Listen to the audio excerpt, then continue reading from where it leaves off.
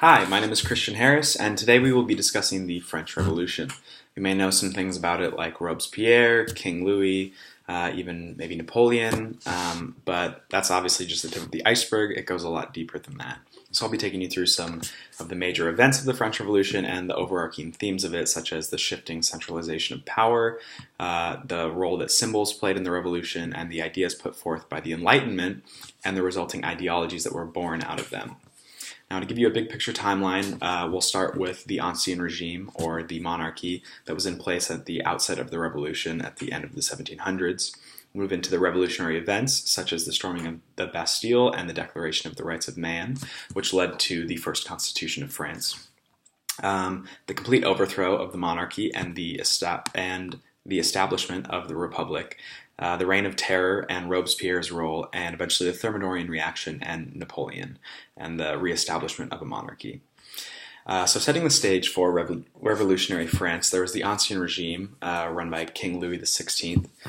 It was not exactly an absolute monarchy, but it was a monarchy nonetheless, and it put the people in a pretty poor position. The king held all the political power, while nobility held all the economic power. They were in a major financial crisis from participating in wars overseas. Tax exemptions for the nobility placed a burden on the lower class. At the same time, there were a lot of great thinkers putting forth different theories about how society should function. We know this as the Enlightenment. Because things were so bad with the economy and the living conditions were so poor, King Louis called for the Assembly of the Estates General of 1789, which was a general assembly representing the people. The first estate was the clergy, the second estate was the nobles, and the third estate was the common people. Now, the common people made up 95% of the population, but were only represented by 1/3 of the Estates General. So they saw this as not fair. They established their own assembly, calling it the National Assembly, and believing themselves to be the true representatives of the people. The people had been losing respect for the king as a symbol for a while at this point. Roger Chartier, in his book, The Cultural Origins of the French Revolution, addressed the fact that the king always represented the political power of the state, but with political cartoons, mocking him and stuff, people really stopped revering him so much. In her article, The Imagery of Radicalism, Hunt analyzes the new symbols of the Republic, such as Mary Ann later on, and how as a feminine figure she represented liberty, and she stands in complete opposition to the symbol of the male king. Now, the king did not recognize the legitimacy of the National Assembly, and the people feared he was sending troops to disperse it, so they rallied to arm themselves.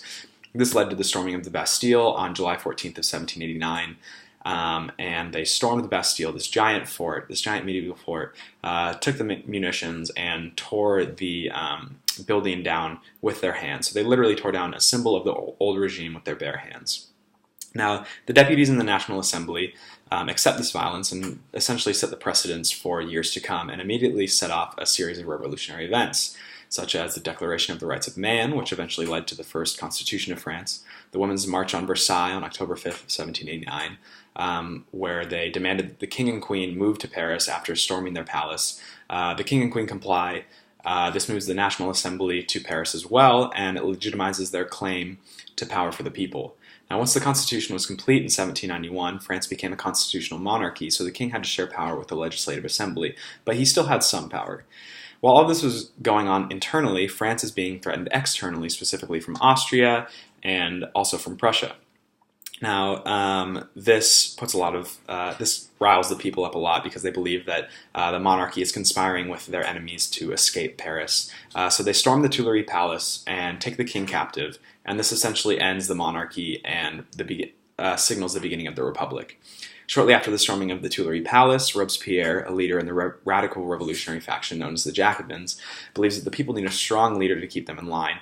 And to show this strength, they make way for a new republic. Robespierre and the Jacobins send the king to the guillotine. So the king is dead. Meanwhile, the revolution was affecting the role of women in society as well as how slavery was being addressed. Women were called to fight counter-revolutionaries, but weren't really given much political freedom. The Declaration of Rights of Man called for, rights for all men, but and a lot of people were proponents of abolition of slavery, but they called for a gradual process, so it was a little murky. Now, a couple months after the king's execution, the 12-man Committee of Public Safety is formed by the National Convention. This is basically an oligarchy with Robespierre at its head. This sets the stage for the infamous Reign of Terror from 1793 to 1794.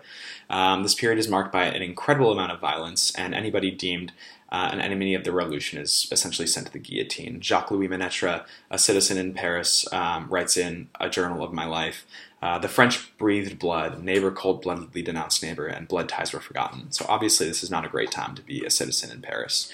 At this time we see a major push in de-Christianization in an effort to destroy another symbol of the monarchy, the Catholic Church. Eventually, with most of the population being Catholic, they see Robespierre as pushing things a little too far. He's also trying to He's also threatening to kill anyone who opposes him, even his allies. And so the deputies of the convention, who were his allies, fear that they might be threatened by Robespierre. They arrest him and eventually send him to the guillotine in July of 1794, effectively ending the Reign of Terror. This is a Thermidorian reaction, where things had gotten so far radical that they swung back the other way in reaction to the Reign of Terror.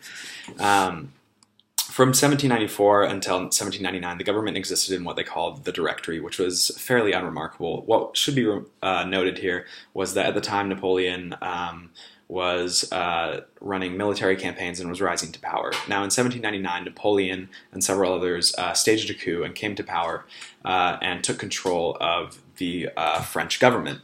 Now this year is of major debate among historians. In their book Liberty, Equality, Fraternity, Censer and Hunt tell us that Napoleon carried on the traditions of, or the revolution continued with Napoleon because he did so much to close the gap of disparity between commoner and nobility. He was a great supporter of scientific research. At the same time, they say that Napoleon Bonaparte came to power in 1799 and within the year had effectively ended the French Revolution and set France on a new course. So there's a major debate between, did the French Revolution end with Napoleon, or does his reign, once he comes to power once he becomes emperor in 1804, does that continue the French Revolution? That's a pretty big debate there.